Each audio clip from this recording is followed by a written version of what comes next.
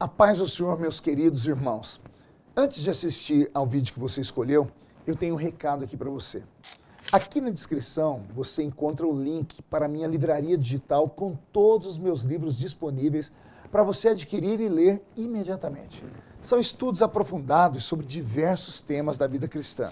Clique agora e conheça toda a livraria digital do pastor Marco Feliciano. Que Deus te abençoe. Pastor Marco Feliciano!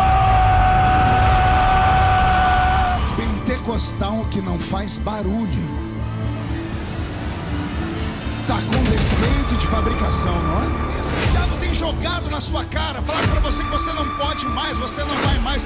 Quem é o diabo para colocar um ponto final onde Deus ainda está escrevendo? Homens tomam o que homens dão, o que Deus dá. Tá pra nascer um macho que tire.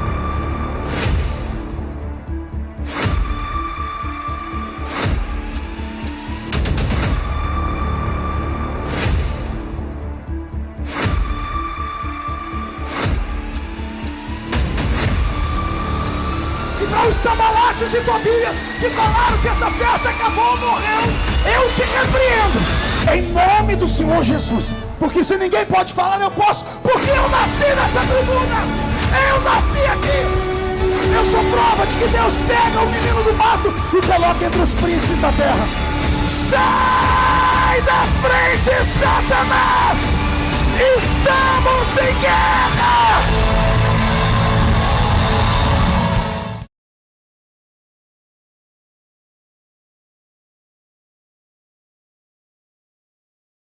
Senhor, usa o teu filho. Ó Deus, que o pastor Marcos seja apenas a tua voz, nada mais que isso. Que a sua palavra seja a tua voz, a tua palavra. Fala conosco aqui no santuário e pela transmissão, em nome de Jesus.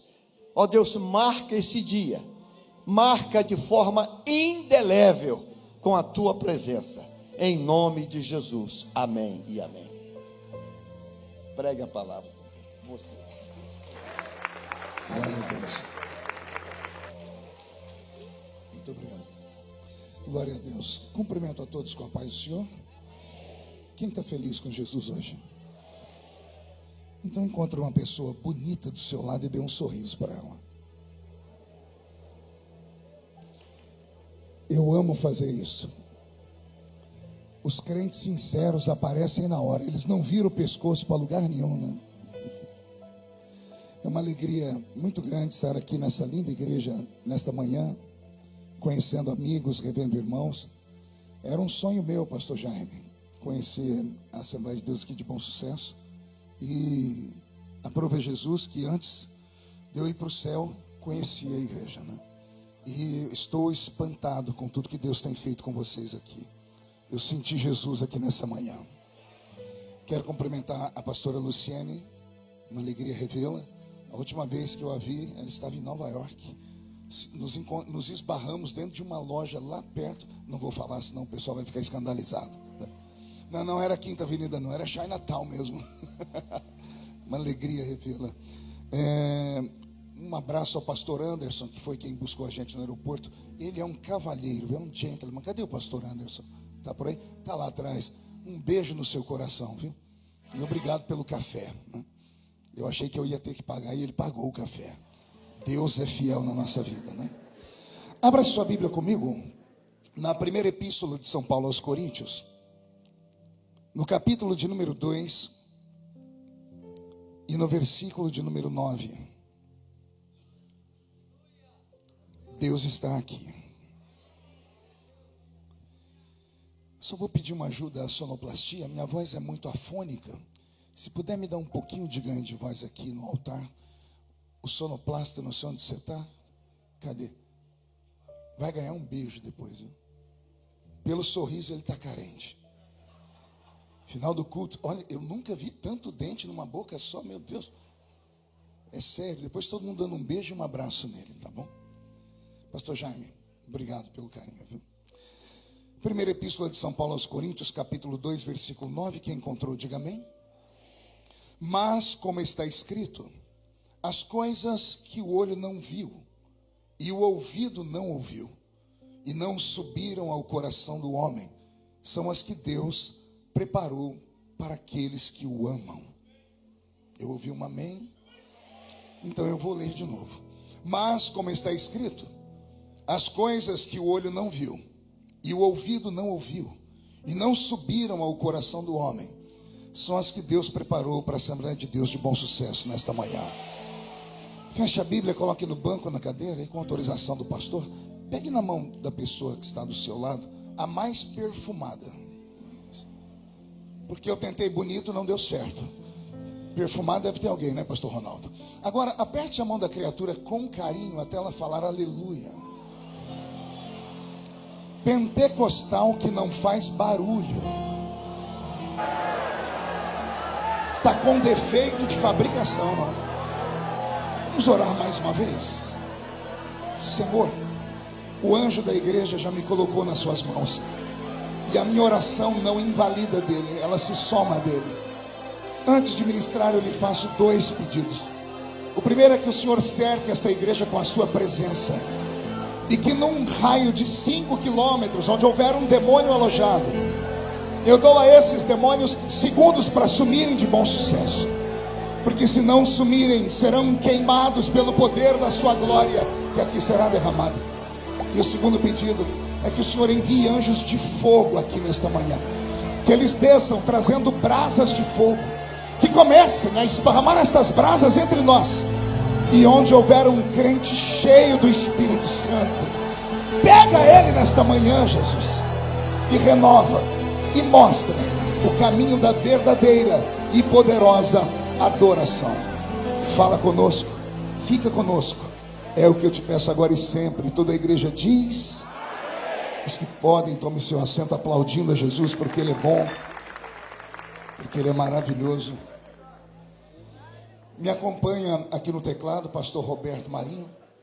Roberto é um maestro, trabalhava nos Estados Unidos da América com o pastor Benny Hinn, serviu o pastor Benny Hinn por anos, e aí veio para o Brasil trabalhar com o pastor Benny Ruim, que sou eu. Nem tudo é perfeito, né, Roberto? O único defeito que ele tem é o nome dele, né? Eu fui o primeiro deputado a brigar com a Rede Globo. Aí Jesus me manda um tecladista que chama Roberto Marinho. Você ri porque não é você. Já tentei mudar o nome, mas não deu certo, né? Pois bem, vamos à palavra. Roberto, mude a música aí para mim.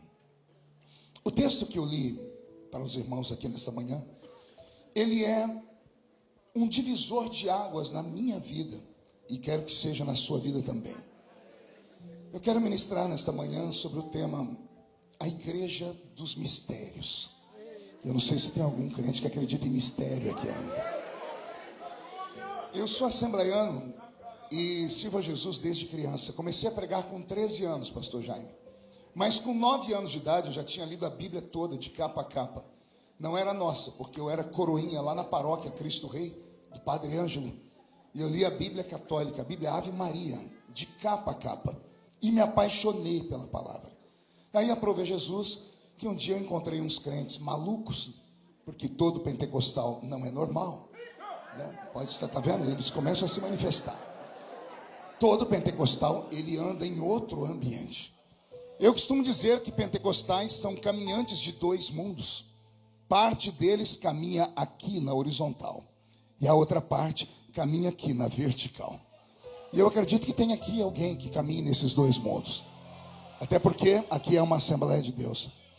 E desde criança eu me envolvi com o movimento pentecostal lá do meio da roça, do interior, sem muita cultura bíblica, sem muita teologia. E eu me apaixonei por esse movimento que transcende. O poder pentecostal não é algo comum. É algo metafísico. É algo inumano e anormal. E talvez por isso a dificuldade que nós, homens e mulheres modernos, temos em absorver e compreender isso. Porque não dá para entender isso com o intelecto. Só dá para absorver isso com a alma. A Assembleia de Deus é a maior igreja pentecostal do mundo. E ela nasce aqui no Brasil. Nasce no Brasil, olha a ironia do destino, fundada por 2 batistas, que tinham uma cultura batista, teologia batista. E a única coisa do Espírito foi a revelação que Deus deu a eles. E esses homens não tiveram medo de anunciar o evangelho com o poder do Pentecoste. Eu estava pregando no centenário das Assembleias de Deus lá em Belém do Pará, na Igreja Mãe, quando no culto entrou pela porta da igreja 500 irmãos batistas, numa surpresa. Eram netos dos batistas originais que expulsaram de dentro da igreja Daniel Berg e Gunnar Wingre, que não só expulsaram, mas espancaram os dois missionários por causa, abre aspas, da heresia, fecha aspas, que eles haviam pregado. Os irmãos contaram que naquela noite em que eles foram expulsos da igreja, os dois, suecos, no meio do mato, escondidos no meio daquela selva, eles chegaram à seguinte conclusão: viemos para o lugar errado, precisamos voltar, sair daqui porque vão nos matar. Mas naquela mesma noite, enquanto um curava a ferida do outro, no outro canto, numa palafita, numa casa de sapé, havia uma irmãzinha de joelhos dobrados, Celina de Albuquerque, a primeira brasileira que resolveu convidar o Espírito Santo para entrar na casa dela. E é ela que conta, não sou eu, que depois de 4 horas de oração, ela olhou para o teto e o teto sumiu. E ela via bolas de fogo caindo dentro da casa dela. E uma das bolas caiu sobre ela e ela foi a primeira brasileira a ser batizada com o Espírito Santo. Amanheceu o dia, ela procurou os missionários e começou um pequeno trabalho dentro da casa dela. Essas histórias sempre me fascinaram. Eu tenho aqui hoje a oportunidade, a alegria, a honra de ministrar para um presidente aqui da CGDB, o nosso diretor Ronaldo, e ele pode testificar o que eu vou falar. Se tem uma editora evangélica no mundo que não edita e não publica heresia, é a CPAD. Sim ou não? Então, quem já teve a oportunidade de ler o Diário de um Pioneiro, escrito por Gunnar Wingre ou por alguém que era da família dele, você vai ver lá pela página 74, a pessoa dizendo assim: ele estava pregando em Belém do Pará, quando o Senhor mostrou um homem no meio do culto, e ele não podendo chegar perto do homem, o Senhor disse: estenda a mão sobre ele. E ao estender a mão, ele flutuou no ar. Não sou eu que digo, está escrito no livro. Apesar que a última edição, pastor Ronaldo, tiraram a palavra flutuar e colocaram: ele foi erguido bem alto do chão. Porque flutuar é místico demais. Mas o misticismo faz parte da nossa fé. E da raiz palavra misticismo vem a palavra mistério. E o que é mistério? Se a gente soubesse, não era mistério. Mistério é aquilo que envolve o céu e a terra num namoro eterno. E nós só crescemos nesse país por causa daqueles velhos homens e mulheres que ousaram acreditar naquilo que eles não compreendiam, mas que buscaram intensamente. Eu faço parte aí da 5ª, 4ª geração desses assembleianos. E quando eu coloquei os pés na Assembleia de Deus, no primeiro culto, eu sentei do lado de um rapaz que a cada momento em que o culto ia crescendo, eu ia me afastando dele, porque ele ia ficando muito valente no culto. Ele começou quieto, daqui a pouco ele batia o pé no chão, daqui a pouco ele dava um murro para o ar, daqui a pouco ele fez ihu! Eu falei: esse povo é maluco. Daqui a pouco ele danou a falar uma coisa que eu não entendia nada. No fim do culto eu perguntei para ele se a mãe dele era dona de uma floricultura.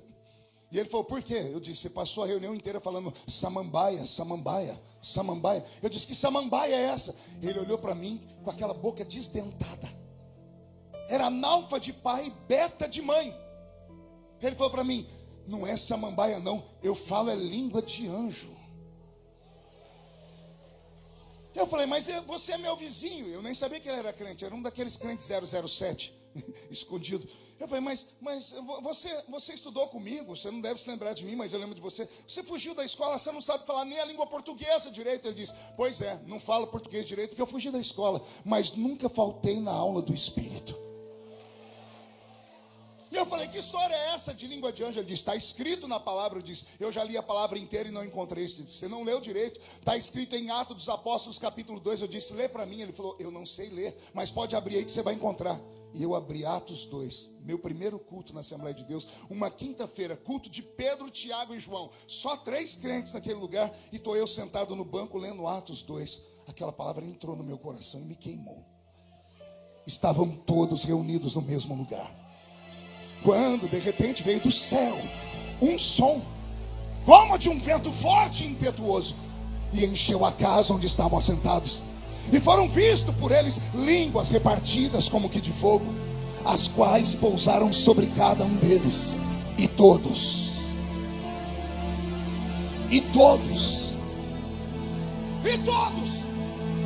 foram cheios do Espírito Santo e começaram a falar em outras línguas, conforme o Espírito Santo lhes concedia que falassem.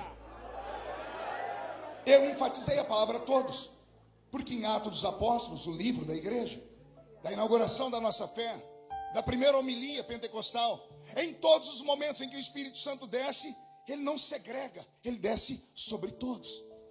Quer seja em Samaria, com um diácono pregando, não se escandalize. Não era o pastor Pedro, não era o evangelista João, era um diácono chamado Filipe, enviado lá não para fazer culto, para cuidar de órfãos e viúvas. Mas ele viu que não tinha ninguém olhando, resolveu exercer o dom. E a Bíblia diz que Jesus começou a curar.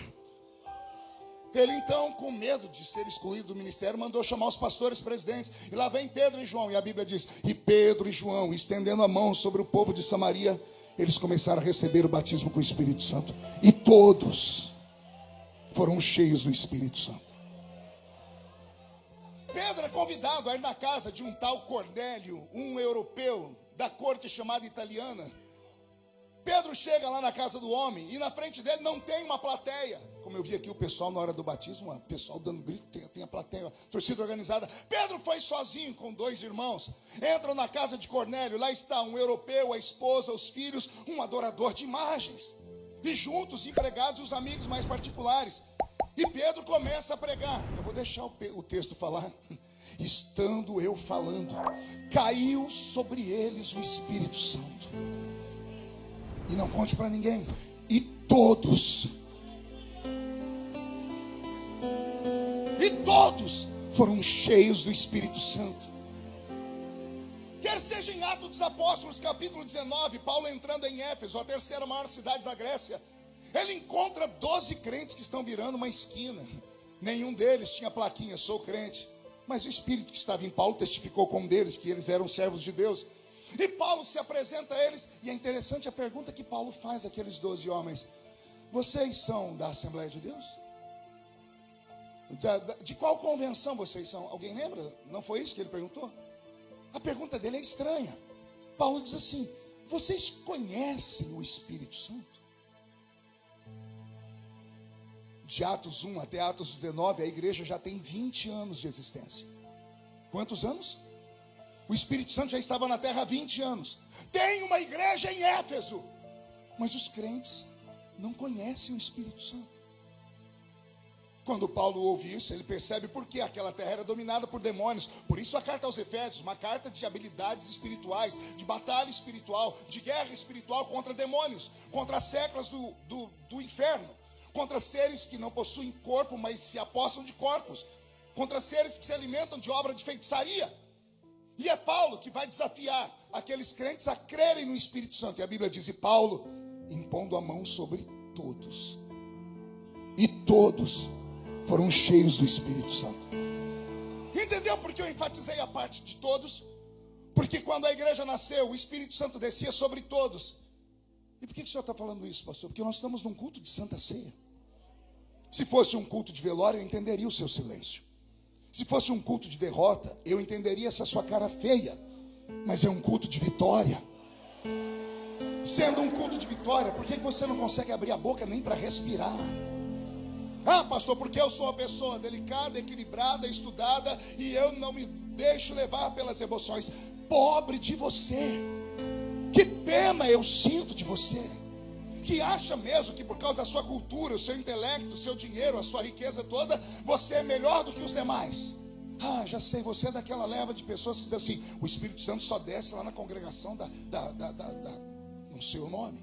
É só lá onde tem aquela irmãzinha lá do coque, que só tem 2 dentes na boca, o zagueiro e o atacante. É só lá que Deus desce. Aqui ele não pode descer. Ah, seu preconceituoso infeliz. Pastor Jaime talvez não vai me deixar vir aqui mais, mas eu vou falar para você uma coisa. Não fale daquilo que você não entende. Não fale daquilo que você não teve a audácia nem a coragem de buscar. Não fale daquilo que você não sabe, porque a presença do Espírito Santo não é dada para o intelecto. Ela é dada para o coração. O Espírito Santo não vai descer sobre aquela irmã porque ela é analfabeta e vai descer sobre aquele outro por causa disso, daquilo, não. Ele não escolhe mentes, ele escolhe pessoas necessitadas. Aquele que pede, recebe. Aquele que bate a porta se abre. Aquele que procura, acha. E eu queria saber se tem uma assembleiano raiz aqui. É isso aí. É disso que eu estou falando. Por que o medo? Por que a vergonha? Por que não sermos mais fervorosos? Ah, pastor, é porque tudo muda. Com o tempo, o espírito da música muda. Nós temos agora mais worship. Não temos mais aqueles forrós lá da época de antigamente. E você acha mesmo que o Espírito Santo se move pelo ritmo da música? Você acha que quem traz o céu para a terra é o poder da bateria? É o poder da guitarra? Não, é quem está louvando que traz o céu para a terra. Quem traz o céu para a terra é esse irmão que está do seu lado aí, que já ele vai descruzar a perna, vai descruzar os braços. Se Deus quiser, eu tenho fé que ele vai pegar esse chiclete que ele está mascando e vai engolir. Porque se tirar da boca, vai ser tentado a colar na poltrona. E a poltrona foi comprada com dízimo, com oferta. E aqui não é lugar disso. Eu tenho fé que ali na galeria, eu já olhei umas 3 vezes, tem um casal ali se pegando, já deram 3 beijos. Eu tenho certeza que eles vão entender que aqui não é a casa da mãe Joana, que aqui ainda é a terra do Deus eterno, e que aqui ele ainda opera. Estou com a minha barba arrepiada. O Senhor está aqui. Se pegarmos aqui alguns pastores mais antigos e dermos o microfone para eles, falar assim: conte para nós como era antigamente, o culto ia ficar saudosíssimo. E vocês iam ver ele falar assim: Jesus batizava com o Espírito Santo, era no hino 15 da harpa. E por que será? Será que era por causa da sanfona e do pandeiro? Não. Quando entrávamos dentro de um santuário, a gente tirava as alparcas dos pés. O que faz o lugar ser santo não é aquela placa bonita que tem lá fora, é uma presença invisível que está aqui dentro. Só que essa presença invisível que está aqui dentro é extremamente equilibrada, é extremamente ordeira e é extremamente educada. Você não percebeu, mas quando você atravessou uma dessas portas, ele estava lá. Ele quem, pastor? O Espírito Santo. E ele olhou para você e disse para ele mesmo: quem sabe é hoje. Quem sabe é hoje o que, pastor? Quem sabe hoje ela volta a fumegar como antes. Quem sabe ele hoje resolve dar lugar como antigamente. Quem sabe hoje ele esquece um pouquinho do anel de formatura e lembra lá do lugar que ele veio. Lá quando naquele culto de domingo à tarde, ou de segunda-feira à tarde, daquela consagração, aquela irmãzinha veio falando toda errada, dizendo: assim diz o Senhor, vou eu te dar, vou eu te levantar, vou eu te erguer, vou eu te abençoar. Aí Jesus te abençoou, te deu tudo, e agora você está usando um terno da Yves Saint Laurent. Agora você entra aqui falando: how are you? Agora você vem num carrão importado e diz: eu não sou mais crente, menino. Não tem a ver com meninice, tem a ver com uma quebra de contrato, com uma quebra de aliança. Você esqueceu o que é esse lugar. Não, aqui não é um teatro onde você aplaude quando gosta e vai quando não gosta. Aqui não é um cinema onde você tem direito a escolher o filme que quer assistir. Aqui ainda é Betel. Aqui ainda é a casa de Deus. E eu estou com meu corpo todo arrepiado. O Senhor quer te incendiar desta manhã de novo. Ele quer que esta Santa Ceia marque um divisor de águas antes e depois. Você não pode sair por aquela porta do jeito que você entrou. Você vai levar fogo para sua casa nesta manhã. O Senhor vai reacender a chama da sua família. O Senhor vai devolver o poder da santidade. Vai haver um avivamento em bom sucesso. E o diabo que se lasque no inferno.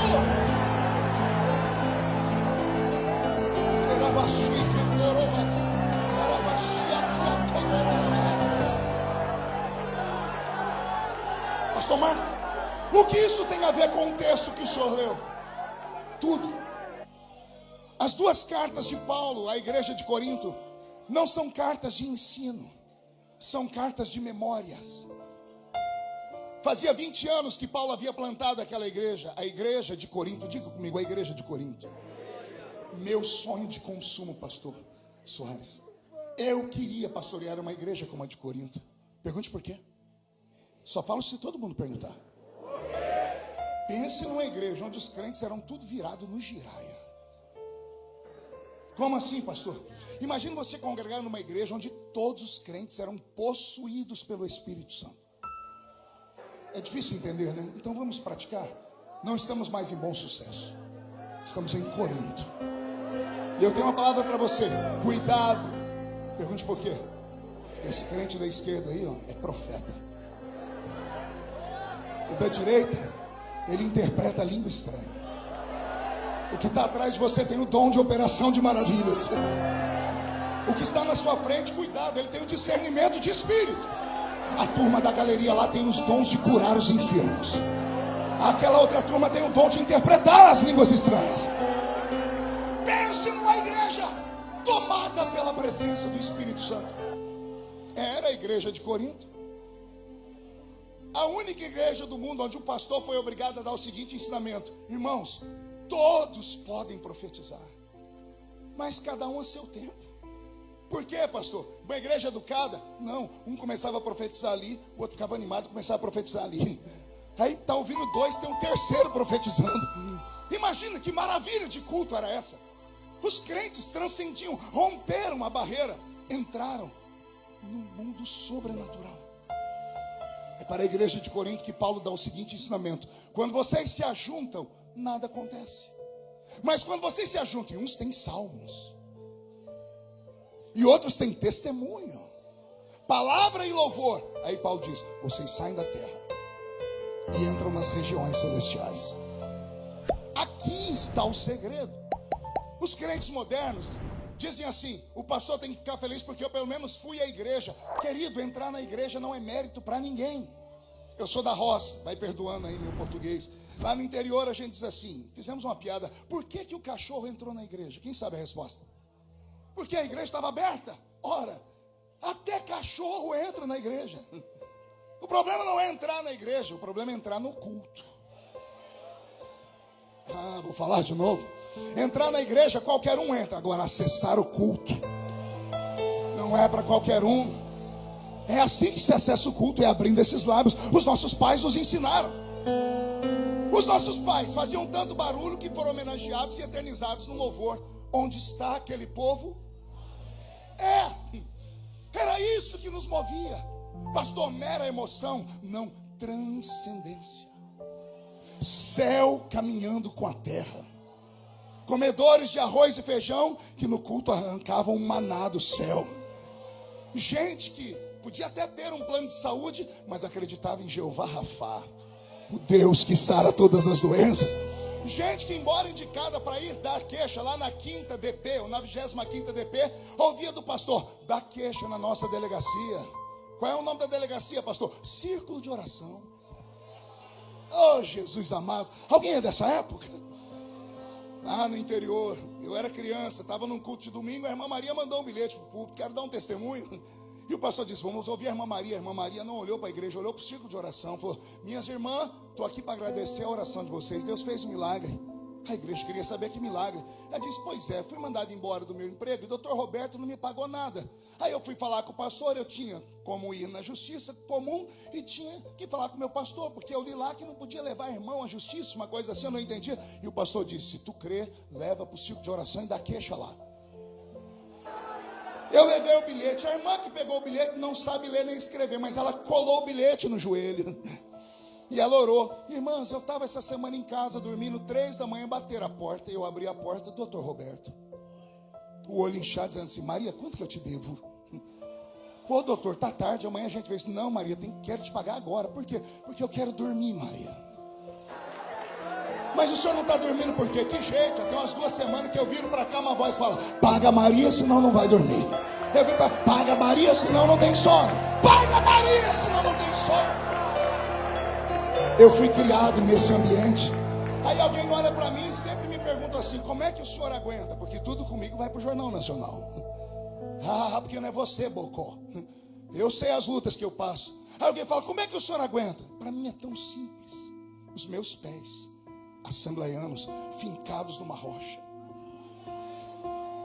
Os meus olhos viram a glória de Deus. Eu era cortador de cana de açúcar. Morava em 2 cômodos com 12 pessoas. Minha mãezinha faleceu em fevereiro agora, sem saber ler e escrever. Aí eu me converto numa igreja maluca, cheia de mistérios, e me aproximei do círculo de oração. E as irmãzinhas falavam para mim: Jesus tem uma obra na sua vida. Jesus pode te levantar, Ele pode te levar pelo mundo inteiro. O que é que eu faço? Elas buscam. Eu falei: aonde? No joelho. Quantas vezes? Até o joelho calejar. Aí eu me tornei um jovem estranho na igreja. Eu era chamado de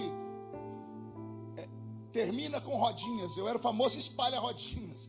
Eu chegava no grupo de jovens, iam saindo e me deixavam sozinho. Por quê? Porque achavam que eu era santarrão. Meus apelidos eram fanático, santarrão e o mais ofensivo, piolho de igreja. Eu ia para o mato orar, lá no meio da montanha, e falava: Deus, por que eu não posso ser um rapaz normal? E o Senhor dizia para mim: porque um dia os normais vão querer ser como você. Hoje, com 52 anos, quando eu estou na minha casa, faz fila lá, meus amigos chegam lá com a bicicletinha barra forte deles, sem dente na boca, carecas, perderam os cabelos, não tem mais nada na vida, e diz assim: ô doutor, o senhor pode orar por mim? Eu falei: doutor, não, eu sou o Marco. Não, Deus te exaltou. Eu falei: me exaltou, podia ter exaltado você também. Aí eles abaixam a cabeça e dizem: por que eu não te acompanhei? Por que eu não subi o monte para orar também? Porque ao invés de eu ir lá naquele lugar jogar bola, eu não tirei um minutinho com você para aprender a Bíblia como você fazia. A vida é feita de decisões e escolhas. Quanto mais com o homem você caminha, mais parecido com o homem você fica. Quanto mais com Deus você caminha, mais parecido com Deus você fica. Deus não mudou. Ele é o mesmo. E Ele está aqui. Quem mudou? Fui eu e você. Se você nesta manhã esquecer os seus rótulos, esquecer o ponto de vida que você chegou agora e se lembrar de onde você veio. Se você lembrar da última vez que você deu aquele grito que estremeceu a casa, e ser renovado, a sua vida muda nesta manhã. A carta aos Coríntios é uma carta de memória. Paulo estava em uma embarcação, diz os historiadores, e ele encontra um crente da igreja de Corinto que o reconheceu, era mais novo. Chegou perto do velho apóstolo, se apresentou e disse: olha, eu sou membro da igreja de Corinto. Me lembro, 20 anos atrás, quando o senhor pregava lá, eu assisti o culto debaixo dos bancos. Minha mãe me colocava deitado lá. Imagina a alegria do velho missionário, do apóstolo, encontrar um crente, depois de 20 anos ter passado uma igreja. A pergunta foi natural: como é que está a igreja de Corinto? O historiador diz que o rapaz empolgado falou: a igreja está uma bênção. E Paulo pergunta: por quê? Porque ela criou inúmeras congregações, ela alcançou espaços. E o velho apóstolo diz: você não entendeu minha pergunta. Eu perguntei como está a igreja de Corinto. O rapaz, refazendo um pensamento, disse: agora entendi. A igreja está cumprindo a verdadeira religião. Ela cuida dos órfãos, da viúva. Ela está perfeita. E Paulo diz: você ainda não entendeu minha pergunta. Eu estou perguntando como está a igreja de Corinto. Não entendendo, Paulo teve que explicar para o rapaz que o que às vezes chamamos de igreja não é igreja. É apenas uma agremiação religiosa. É apenas uma instituição. Confundimos organização com organismo. Qual a diferença? O organismo é rígido, inflexível e frio. O organismo não respira, a organização não respira. A organização precisa de um nome bonito lá na placa, com letras garrafais. Não conta para ninguém, a organização tem que ter dono. Fui registrar a minha igreja tão feliz no interior. Cheguei lá, o cartorário, o rapaz do cartório era meu amigo de infância. Vim registrar a minha igreja e disse: vamos lá, qual o nome da igreja? Eu disse: Igreja Evangélica Assembleia de Deus, Ministério Catedral do Avivamento. Endereço, tudo certinho. Ele disse para mim: quem é o dono da igreja? Eu disse: Jesus de Nazaré. E ele falou para mim: qual é o CPF dele? E não tinha para dar.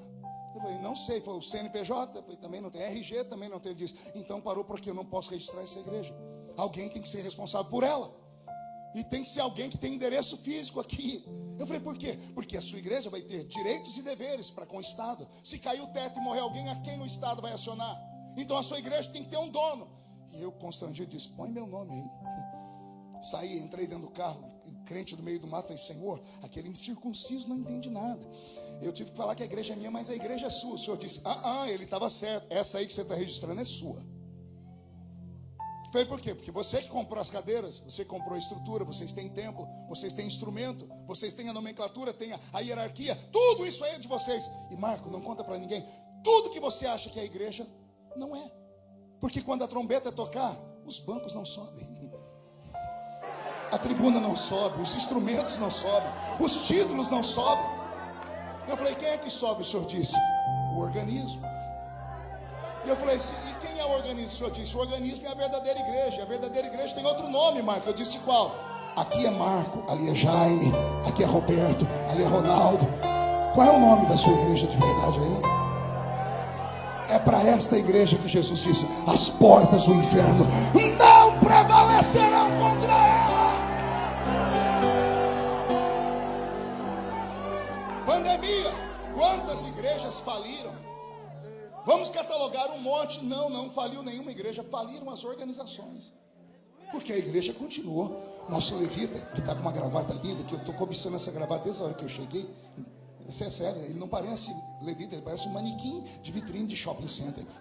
Ele cantou para nós aqui. Nada parou a igreja. O Coliseu, os leões, o comunismo. Não tem demônio no inferno. Não tem homem na terra. Não tem anjo no céu capaz de parar a igreja. Não tem Zé Pilintra, Zé Pilantra, Exu Caveira, Tranca-Rua, Preto Velho, obra de feitiçaria. Nada para a marcha da igreja. Por quê? Porque ela é lavada no sangue do Cordeiro. E ela tem o nome escrito no livro da vida. Quem tem o nome escrito no livro da vida aqui? Deixa eu fazer uma pergunta bem pentecostal. Se a trombeta do arrebatamento tocar agora, e daqui dessa multidão só 2 subirem, um sou eu, quem é o outro? Vem comigo, deixa eu ver. Então reage, pelo amor de Deus.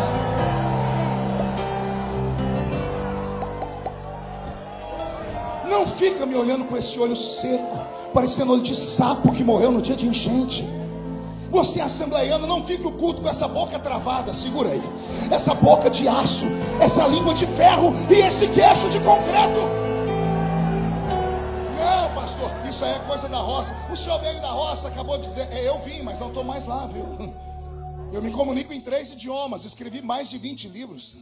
Eu preguei em quase 100 países do mundo, em mais de 4.700 municípios do Brasil. Estou no meu 4º mandato como deputado federal, conselheiro de presidentes. E daí, pastor? E daí que eu sei colocar cada coisa num lugar. Quando eu chego aqui, o deputado fica lá em Brasília. Aqui é o menino da Vila Tatu. É o que chegou na igreja e ouviu o camarada falar samambaia, samambaia, samambaia. E alguém pergunta para mim, qual é o seu segredo? Simples, eu nunca deixei um bombeiro do inferno apagar a chama que está aqui. Não importa onde Deus me leve, não importa onde Deus me coloque, a minha casa ainda é um estabelecimento sagrado. A minha família é batizada com o Espírito Santo.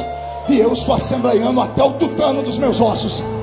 E não me envergonho do Evangelho de Cristo, porque ele é o poder de Deus para a salvação de todo aquele que nele crê.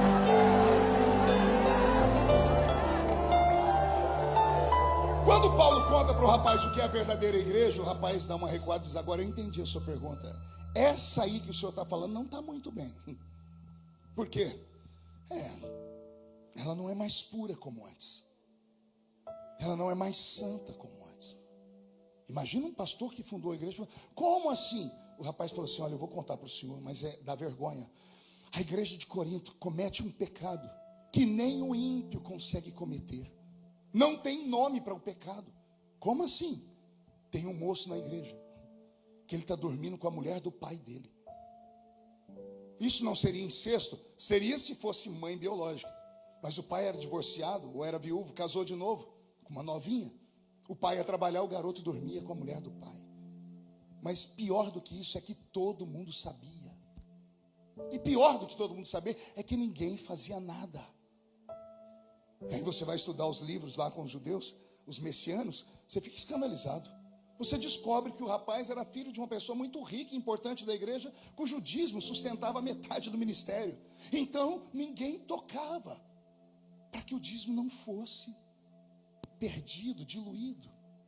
Então, em nome de toda a estrutura, eles ofenderam a única pessoa que não podiam ofender, que é o Espírito Santo. Aleluia. É com temor e tremor que eu digo isso, porque Paulo vai ensinar sobre o Espírito Santo aos Coríntios. Ensinar não, lembrar a eles quem ele é. Ele vai dizer, é ele que opera tudo em todos. É ele que traz o céu, é ele que dá os dons, é ele que purifica, é ele que revela. E daí, Paulo? E daí que se a gente ofender ele, a gente pode expulsá-lo. Já leram isso na Bíblia ou não? É Paulo que grita: não extingais o espírito. Sabe o que é extinguir? É fazer com que ele desapareça. Como assim um ser humano de carne e osso, com a vida tacanha, fazer desaparecer uma entidade divina?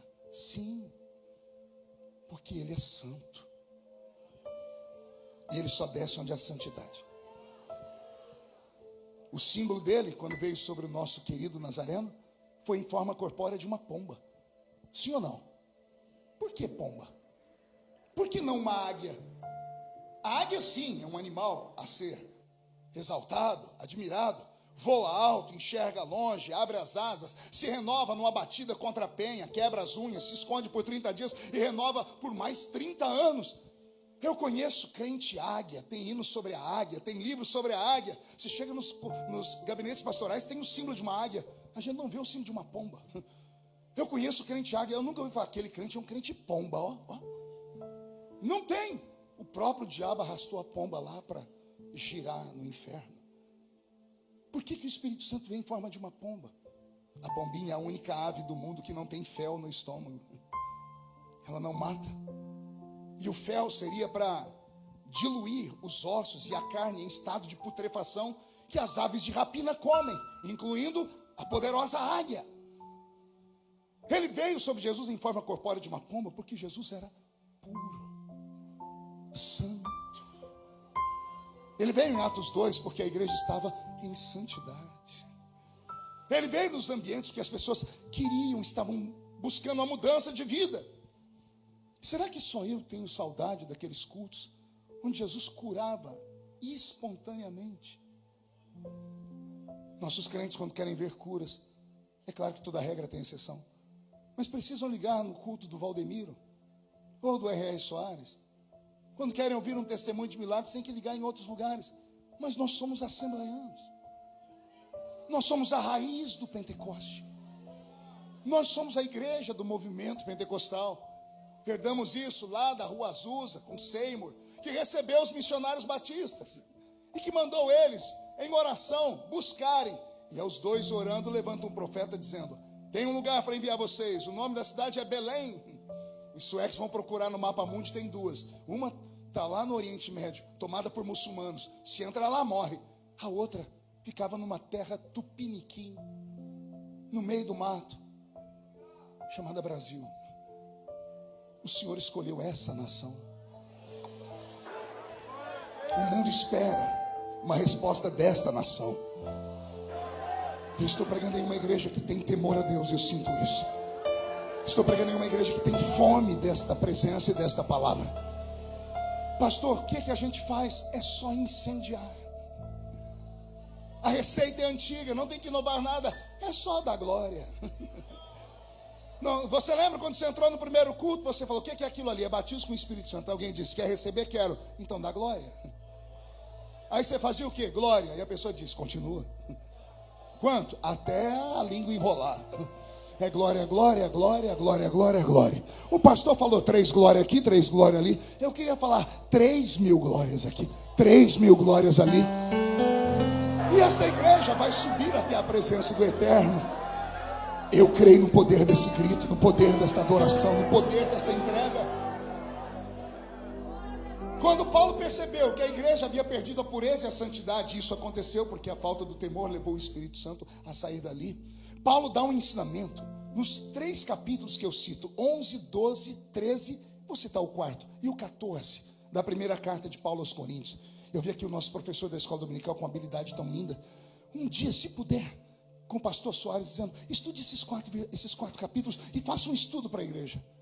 Porque só conhecemos capítulos porque os nossos pais que separaram em números, era só uma carta, uma sequência. O capítulo 11, Paulo lembra como é o culto. Ele diz: o culto não é normal, porque os anjos estão aí com vocês. Sim ou não? As mulheres se guardem, porque os anjos estão aí dentro da igreja. Será que tem um anjo aqui dentro? Só 4 acreditou? A Bíblia diz: o anjo do Senhor acampa ao redor daquele que o teme e o livra do mal. Se é verdade, para cada crente aqui tem um anjo aqui em cima.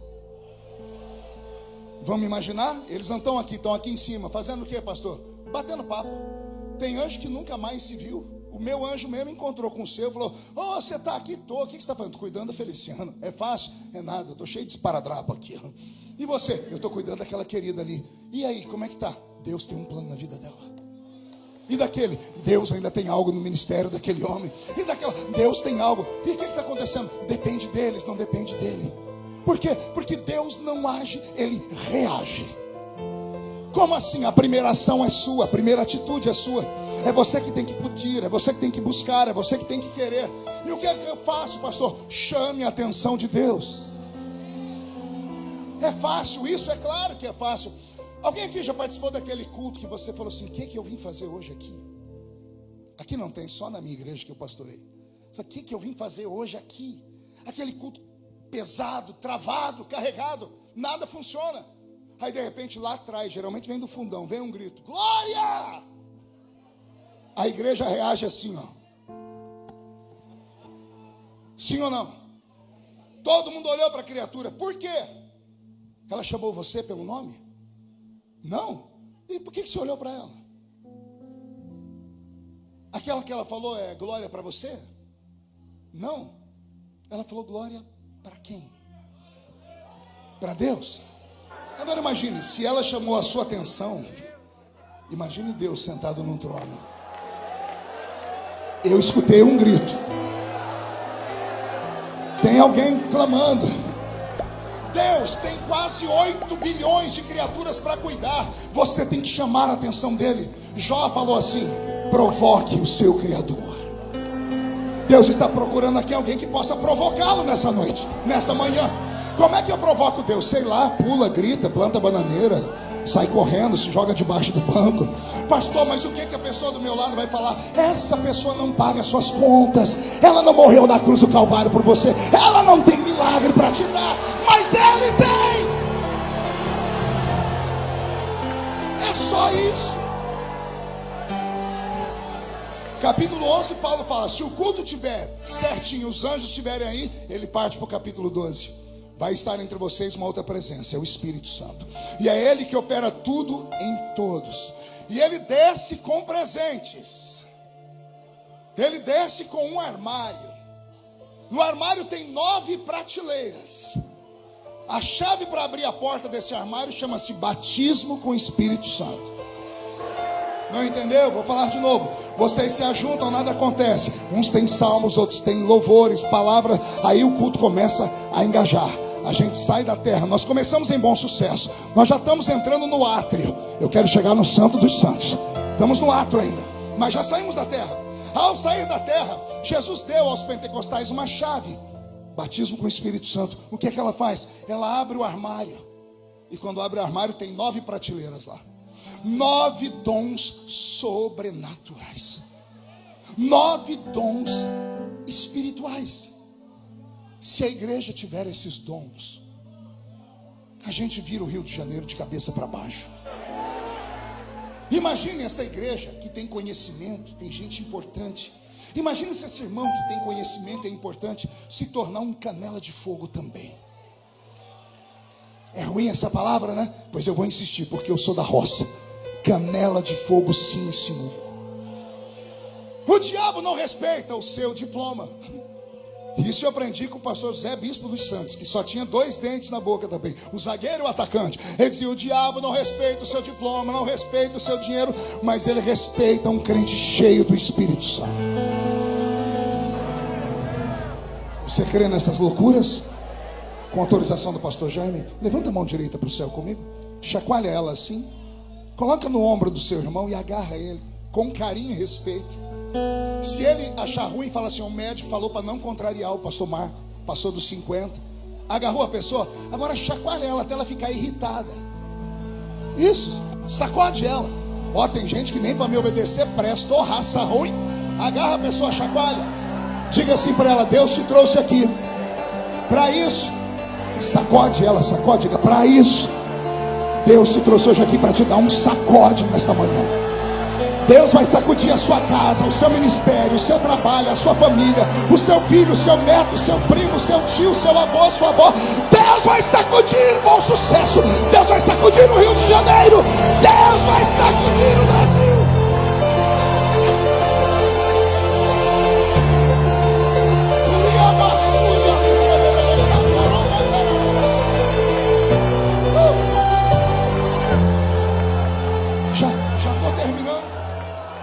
mais um pouquinho.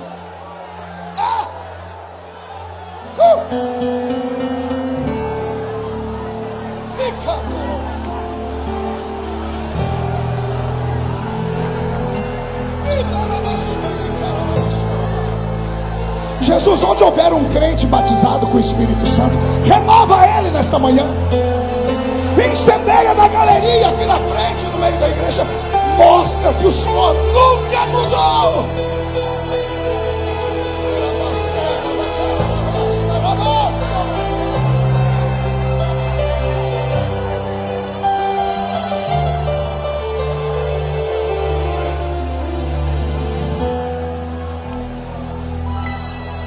Esta é a Assembleia de Deus. Esta é a Assembleia de Deus.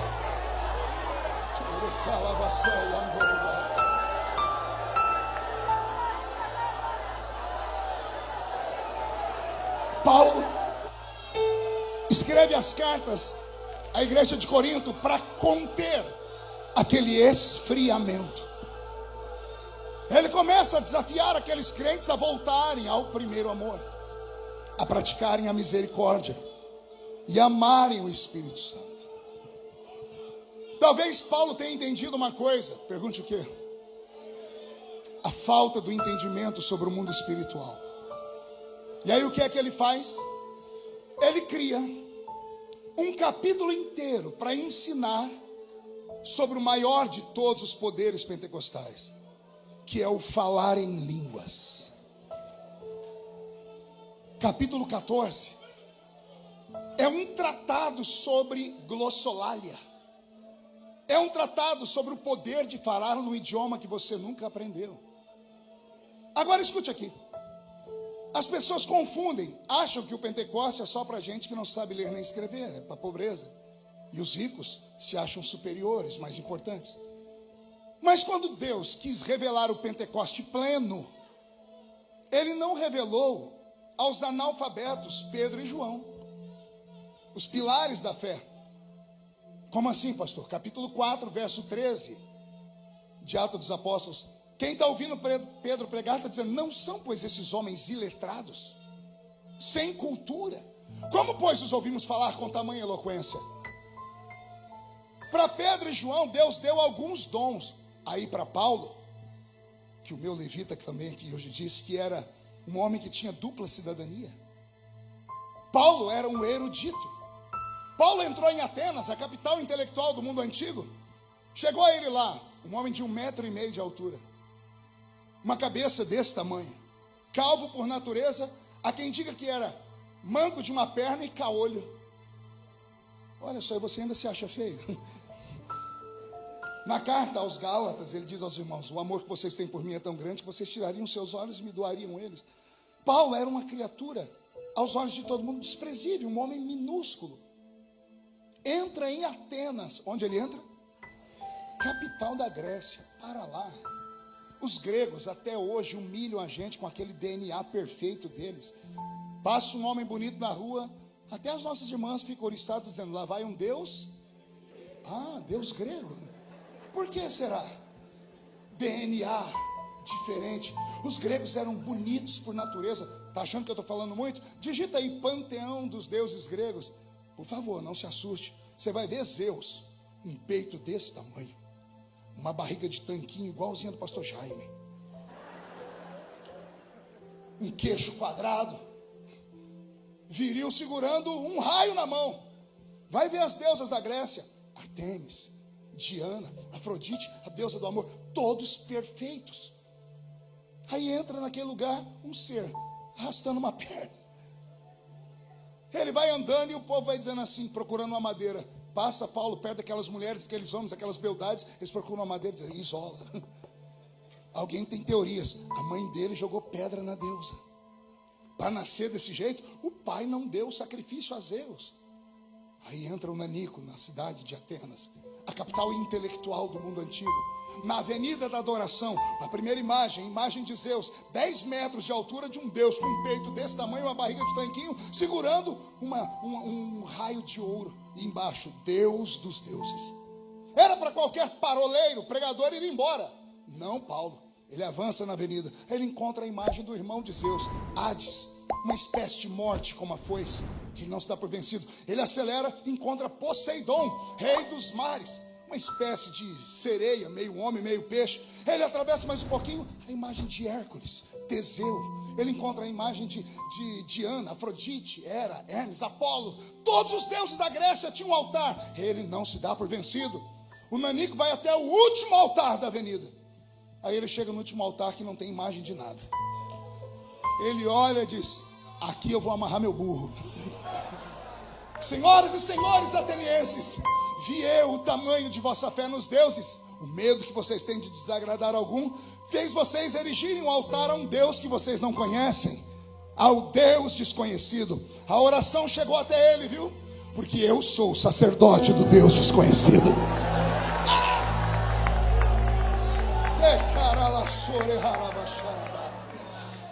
Dr. Ronaldo, arrastaram Paulo para o Areópago, parecido com essa igreja, meia lua, na frente, gregos, os pais da democracia. Qualquer pessoa que tinha qualquer coisa para falar, era só subir ali, abrir a boca e aguentar as consequências.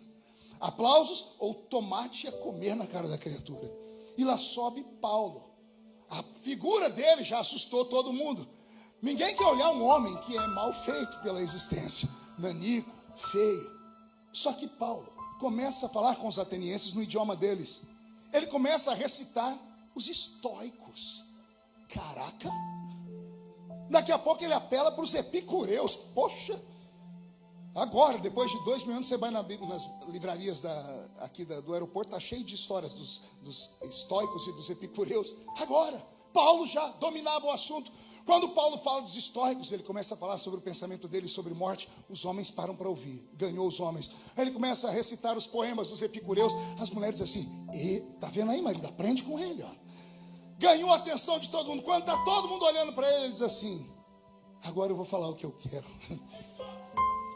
Eu sou sacerdote do Deus que vocês não conhecem. Perguntam quem é ele. Ele diz: ele é um ex-carpinteiro. Caminhava sobre a terra. Alguém diz: Zeus de vez em quando sai do panteão e caminha na terra. Pararam para ouvir porque Jesus tinha semelhanças com os Zeus deles. E aí diz a história que alguém começou a perguntar: seria o seu Jesus ou Yeshua maior do que Hades? Hades era o rei dos mortos, era a encarnação da morte, do mundo, do submundo. E Paulo diz assim: esse aí não precisou nem de Jesus, eu humilhei ele. Como assim, Paulo? Estava pregando lá em Corinto, eu sou pequenininho, botaram uma caixa, eu subi, estou pregando, eu olho lá na porta, quem está lá no culto? Hades. Os gregos: como assim? Hades estava lá no culto, olhando assim para mim, fazendo. Eu já ia correndo quando eu olhei e gritei: ô Hades, Hades, onde está o teu aguilhão, ó Hades? Ó morte, onde está o teu aguilhão? Travada foi uma batalha na cruz, e a vitória foi de Yeshua, o meu Deus. Ô Paulo, seria o seu Yeshua maior do que Poseidon, o Deus dos mares? Ele diz assim: eu tenho um amigo, chama Pedro. Pedro diz que um dia eles estavam lá e Poseidon querendo derrubar o barco deles. Se atracaram no mastro porque eles enxergaram no meio das águas e acharam que era Poseidon. Teve um que achou que era Iemanjá. Gritou: olha lá, um fantasma. Aí o fantasma disse assim: sou eu. E Pedro falou: se és tu, me mande ter contigo. E Yeshua falou: vem, Pedro. E os gregos: e o que é que Pedro fez? Pedro deu um salto do barco e pisou em cima de Poseidon. E saiu pisando em cima do rei das águas, dizendo que Yeshua é maior do que o rei das águas. Para passar a régua e fechar a conta: ô Paulo, seria o seu Yeshua maior do que Zeus, o Deus dos deuses da Grécia? Onde é que ele mora? Ali, ó. Os gregos eram tão egoístas que o céu deles ficava lá no país deles, no alto de uma montanha, Monte Olimpo. Daí a palavra Olimpíada, que também é invenção deles. Os gregos não eram normais.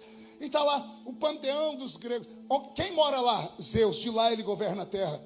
Eu imagino Paulo dizendo: vocês têm certeza que ele mora ali? Mora. Então ele não chega nem aos pés do meu Jesus. Por quê, Paulo? Porque quando o seu Zeus quer olhar os céus, como ele está no alto da montanha, ele tem que olhar para cima, né? Sim, um salmista disse assim, que ele, quando quer olhar os céus, ele se inclina. Não entendeu? Vou desenhar para você. Zeus ficava ali no panteão, pertinho da terra. Quando Zeus, o deus da Grécia, queria olhar os céus, ele tinha que olhar para cima. Jesus, quando quer ver o mesmo céu, ele olha para baixo, porque ele está acima do céu, das estrelas, das galáxias. Ele está acima de todo o potentário. Foi assim que o apóstolo convenceu os homens e as mulheres de Atenas a crerem no poder de Yeshua. A guerra foi terrível.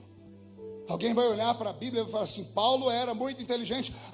Quando ele está escrevendo a carta aos Coríntios, lá na segunda carta, alguém mandou assim para ele, é claro que você veio e trouxe ensinamentos, você trouxe sabedoria dos epicureus e dos estoicos. Olha o que Paulo diz. Quando eu fui ter convosco, nada do que eu vos falei foi em sublimidade de palavras de sabedoria humana.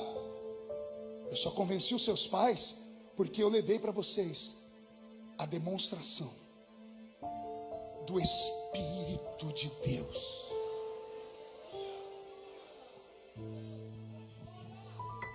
Eu sou assembleano, pastor Jaime, e de vez em quando eu sinto saudades. Eu choro sozinho. Viajando pelo mundo hoje, parece que eu não prego mais para uma igreja viva.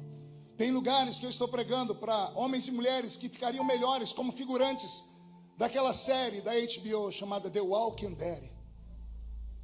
Zumbis, mortos que caminham, pessoas que vêm ao culto porque não tem um lugar melhor para ir, ou coisa pior, viciaram em estar na igreja, mas não sabem o que estão fazendo aqui.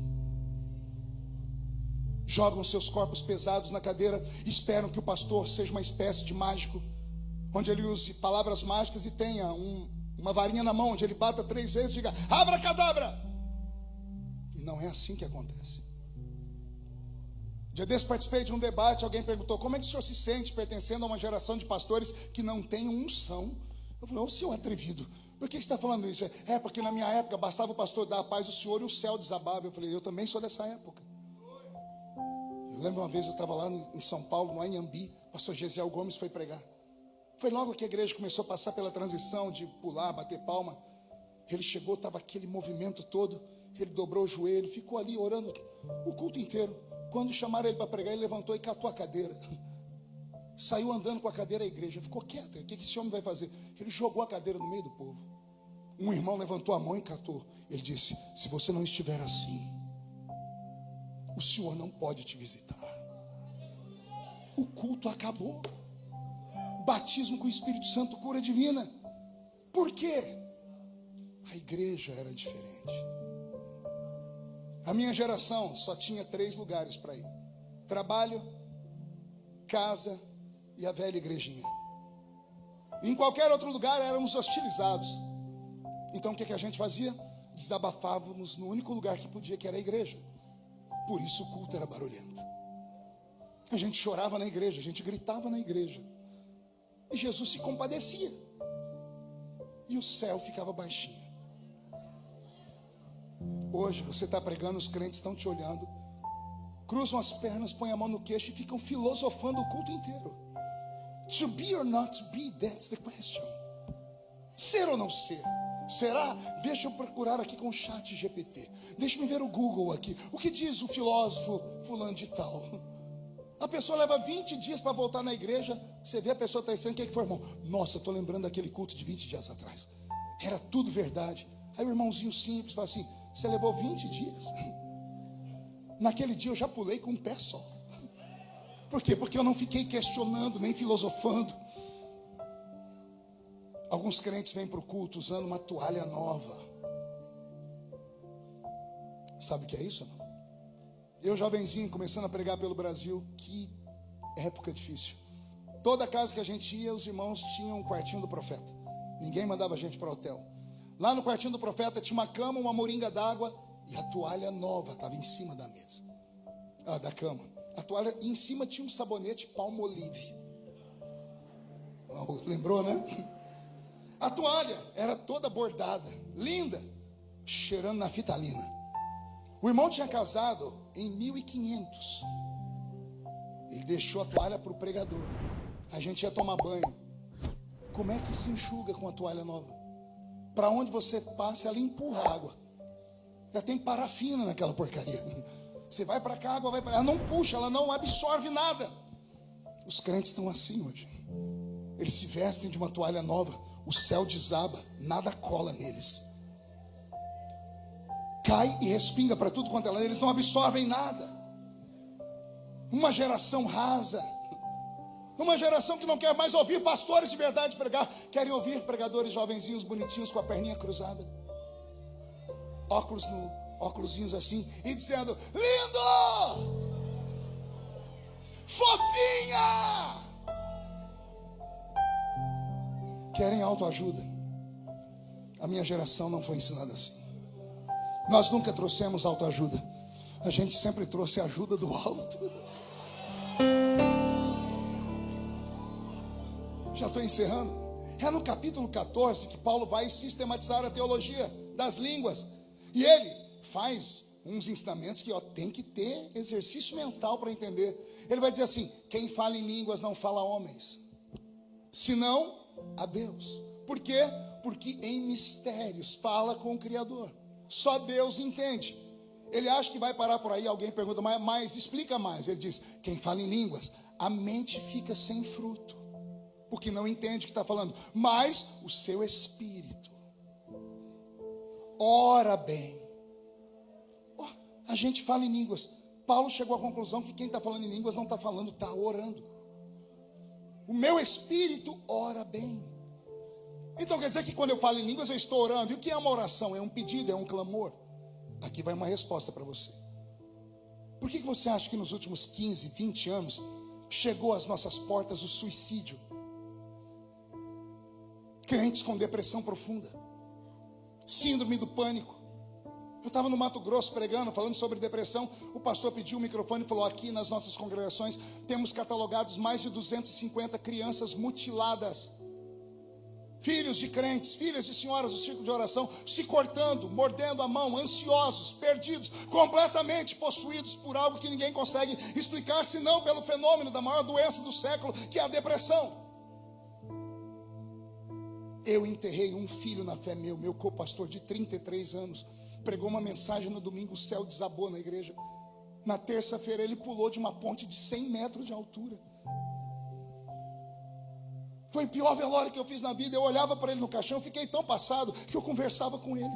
E eu ficava falando com ele com raiva. Por que você não me contou? Por que você não me procurou? Sempre fui seu pai, seu amigo. Por que guardou para você? Por quê? Por quê? Por quê? A sepultura não pode falar. Pastor, o que isso tem a ver com línguas estranhas? Paulo diz que quem fala em línguas, fala em mistérios. O que é mistério? É aquilo que ninguém sabe. Minha esposa é psicóloga, aprendi nos livros dela. Um psicólogo, para ter sucesso, ele tem que ter pelo menos 10 sessões, senão não tem como funcionar. Nessas 10 sessões, ele vai puxar a língua do paciente, vai dizer, conta tudo. A pessoa vai falando e o psicólogo, com a sua anteninha de vinil, vai captando palavras especiais. A pessoa repete muito essas palavras. Aqui está o problema. Depois da 10ª sessão, consegue aplicar algum tipo de ajuda. Tem que destravar a pessoa, tirar aquele trauma, aquele lugar que prejudica ela, que nem ela sabe. Está dentro dela e ela não sabe. Pastor, o que isso tem a ver com línguas? Já vou te falar. Eu entendi que quando nós estamos orando em línguas, nós estamos vomitando tudo que está dentro e armazenado na nossa alma. Médico não vai na alma. Rivotril, Lexotan não vai no espírito. Só a palavra vai na divisão da alma e do espírito. Quando você começa a falar em línguas, é como se você subisse ao céu. Por gentileza, o senhor vem cá, rapidão, vem cá, rápido. Espírito de tartaruga, eu te repreendo. Fique aqui do meu lado. Aqui está Deus sentado no trono e aqui está você no culto. Me ajuda, me ajuda, me ajuda. Aí você para de falar me ajuda e começa a orar em línguas. Ninguém entende. Nem você entende. As suas línguas saem da terra. Na verdade, elas te transportam lá para o trono de Deus. Aí você vai lá onde Deus está e você vai fazer assim, ó.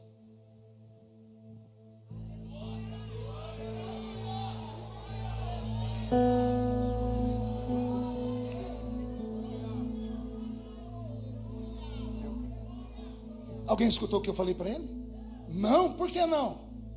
Porque eu contei um segredo para ele. Quem fala em línguas, Ronaldo, sai da terra e vai aqui, ó, e fala no ouvido de Deus. Só Deus entende. Aí o que Deus faz? Deus limpa a alma da pessoa. Aí pega um Pedro que nega Jesus diante de uma vendedora de púrpura, recebe o batismo com o Espírito Santo, dando a orar em línguas. Alguém diz: esse povo está bêbado. Olha o Pedro saltando no meio da multidão, dizendo: aqui não tem ninguém bêbado. O que está acontecendo aqui é o que foi dito pelo profeta Joel, que disse: nos últimos dias, diz o Senhor, derramarei do meu espírito sobre toda a carne, vossos filhos e vossas filhas profetizarão. Que mudança é essa de um homem que tinha medo e agora prega para uma multidão? Pedro destravou quando orou em línguas. Obrigado. Termino aqui. Eu estava em casa um dia desse assistindo um filme um filme de ação de um oriental. Não sei muito o nome dele, não sei se é japonês. Esse aí, Jack Chan. É pura palhaçada. Ele bate em 500 pessoas sozinho. Ele bateu nos 500 sozinho. Ele tudo vira arma na mão dele. Mas ele cansou. Aí ele pegou e bateu num soldado e catou a metralhadora dele. Ficou o exército na frente dele com as mãos levantadas e ele, só precisava disso. Um soldado percebeu que ele segurava a arma de maneira errada. Foi se aproximando dele, ele disse: para, senão eu atiro. E o homem não parou. Para, senão eu atiro. E Jack Chan puxou o gatilho e não saiu balas. O homem tomou a metralhadora dele, destravou a arma e fez e apontou para o Jack Chan, que acabou preso. Aí o homem disse para ele uma frase: do que adianta ter uma arma poderosa se você não sabe usá-la? Pegou aí ou não? Eu falava hoje para o Anderson: o crente entra na igreja, se converte, busca o batismo com o Espírito Santo, e todo mundo busca, aí recebe, não sabe o que fazer com ele. Aí fica o culto inteiro olhando, de vez em quando fala: glória. A coisa está tão brava que até o batismo com o Espírito Santo mudou o rumo. Eu estava num culto um dia desse, um rapaz lá mascando chiclete, e ele começou a falar em línguas. No fim do culto ele falou para mim: ô pastor, pega leve, cara. Eu disse: por quê, cara? Porque Jesus me batizou com o Espírito Santo falando em línguas, cara. E eu falei: então eu sou um completo idiota mesmo. Você vai estar no culto amanhã? Eu disse: amanhã eu estou aí. Eu falei: senta na minha frente, porque eu quero ver esse fenômeno e eu vou usar você de exemplo, contar para o mundo inteiro que eu estava errado. E ele não veio, com aquele cabelo que parecia que a vaca tinha dado uma lambida por cima, aquela roupa, aquele balangandã. Ele sentou na minha frente e quando o fogo desceu, eu liberei aquela palavra pimenta, curtinha e quente, e ele danou a falar em línguas. Disse: eu preciso ouvir essa língua. Eu fui perto dele, botei meu ouvido na boca dele, e a língua dele era assim, ó: glu, glu, glu, glu, glu, glu, glu, glu. Eu botei a mão na cabeça dele e disse: espírito do peru, eu te repreendo. É sério. Perdemos o contato com o que é sobrenatural. O diabo está transformando as línguas estranhas em piada na internet. E os nossos filhos comendo essa porcaria de internet.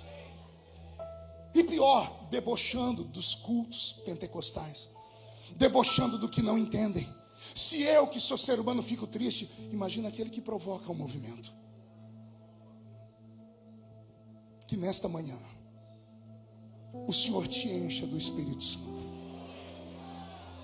Paulo vai ensinar, vou dar o último ensinamento para ver se vocês aprendem. Fala, Paulo, porque até agora eu não entendi nada. Ele fala: quem fala em línguas edifica a si mesmo.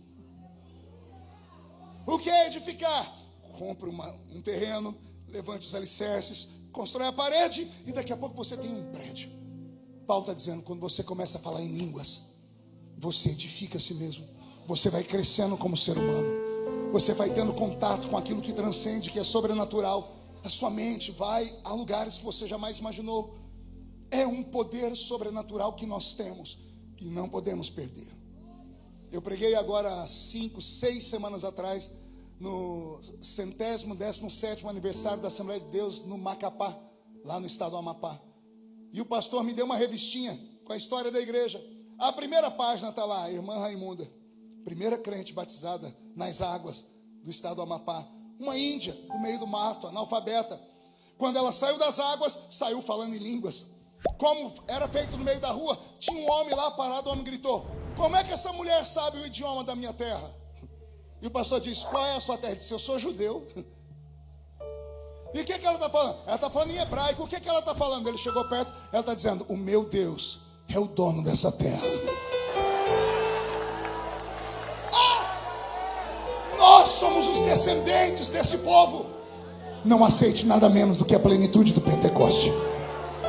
Eu repito o que disse: a plenitude Deus não deu para o analfabeto, Deus deu para o erudito. Ou seja, se o apóstolo Paulo, que era advogado, que era poliglota, que era conhecedor, dono de 2 cidadanias, que invocou as leis até chegar nos Césares, se Deus deu a ele a plenitude do Pentecoste, por que ele não pode dar a você também? Quem acredita nisso? Fica de pé comigo.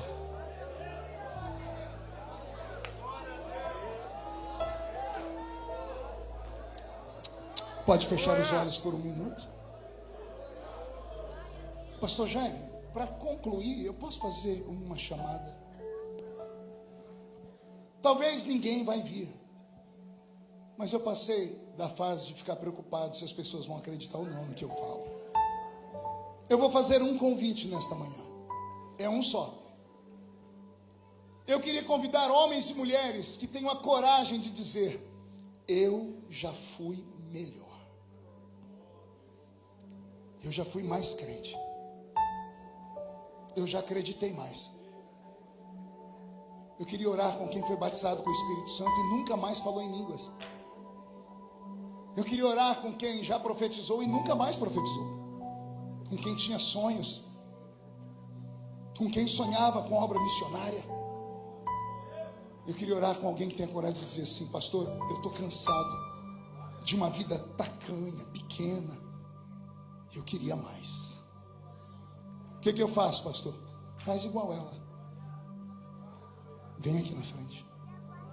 E se puder, fique em pé, que é melhor.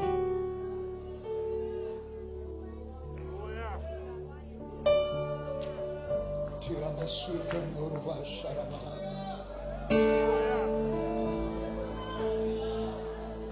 Teria suri de candorovas. Ternai andrevele candorovas suri de caravas. Darabiana sui andorovica. Tereves nargi andorovadaralasu. Senhor, transforma esta igreja num oceano. Naquele que os nossos pais nos ensinaram o caminho. Porque nós queremos de novo navegar no Espírito. Eu navegarei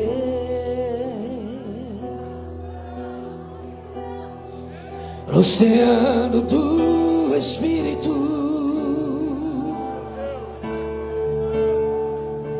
e ali adorarei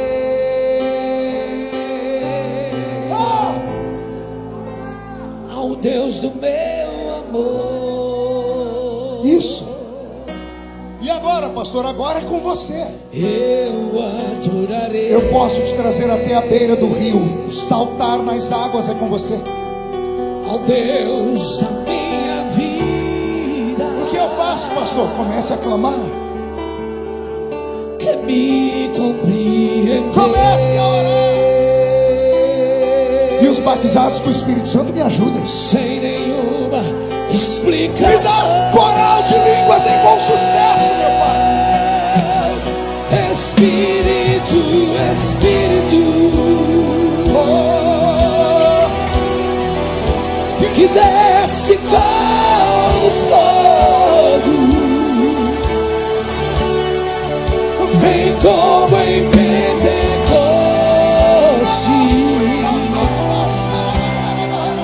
e enche-me de vem com sucesso, vem com sucesso, vem. Espírito, Espírito, comece a renovar os crentes, meu Pai. Onde houver alguém batizado com o Espírito Santo, renova eles. Onde houver alguém que nunca mais falou em línguas, devolve as línguas. Se tem alguém que nunca falou, batiza com o Espírito Santo nesta manhã. Agora, agora, agora.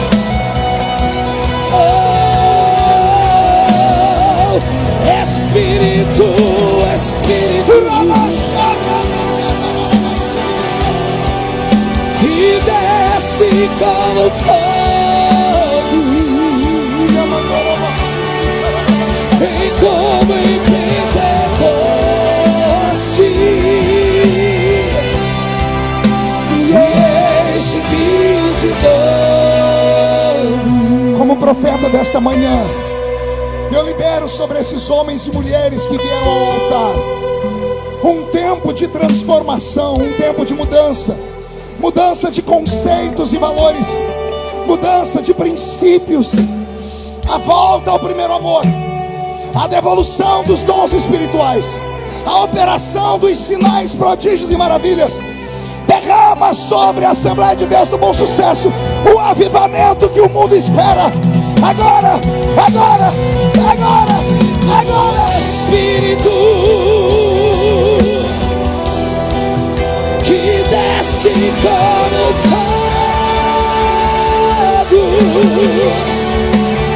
vem como em Pentecoste e enche-me de novo. Os que estão ajoelhados, fiquem de pé. E os que estão de pé, levantem a mão direita para o céu comigo. E diga comigo, em nome de Jesus: todos os demônios que lutaram contra a minha fé, que esfriaram a minha fé, que roubaram os dons e os prodígios, eu ordeno, venham para a palma da minha mão. Feche a sua mão com autoridade, é um ato profético. Esta é a igreja dos mistérios. Eu vou contar até 3, vamos jogar no chão e vamos pisar em cima. Vai se cumprir Lucas 10:19. Eu vos dei poder para pisar sobre serpentes e escorpiões, sobre todo o poder do diabo. Quando pisarmos em cima, você precisa encontrar 2 pessoas e abraçá-las e dizer assim para elas: o que os seus olhos não viram, o que os seus ouvidos não ouviram, e o que não subiu ao seu coração é o que Deus tem reservado para você por esses dias. Você nunca mais será o mesmo. 1,5, sua família sentirá orgulho de você de novo. 2, quem viver verá, para ver o que vai acontecer nesta igreja daqui a alguns dias. 2,5, a igreja Assembleia de Deus Bom Sucesso será chamada de Igreja do Avivamento. 3, jogue no chão, pise em cima, abrace 2 pessoas. Santo, Santo, Santo Espírito desce como fogo, Santo Espírito desce como fogo, incendeia, incendeia. Santo Espírito desce como fogo, Santo Espírito desce como fogo, incendeia, incendeia. Santo Espírito desce como fogo, Santo Espírito desce como fogo, incendeia, incendeia, incendeia, incendeia, incendeia, incendeia, incendeia, incendeia.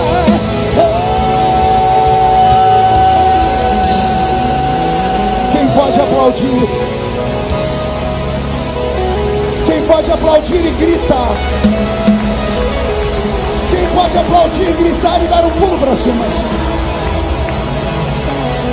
Eu termino mandando um recado para o inferno: sai da frente, Satanás! Estamos em guerra! Só a igreja que está em guerra dê mais um grito de glória a Deus. Pastor Jaime, pode voltar para o seu lugar falando em línguas. Pode voltar para o seu lugar adorando.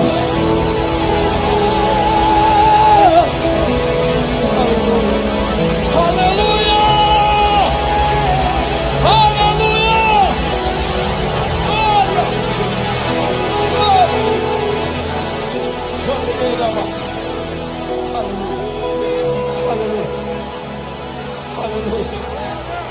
Aleluia. Aleluia. Aleluia. Aleluia. Aleluia. Aleluia.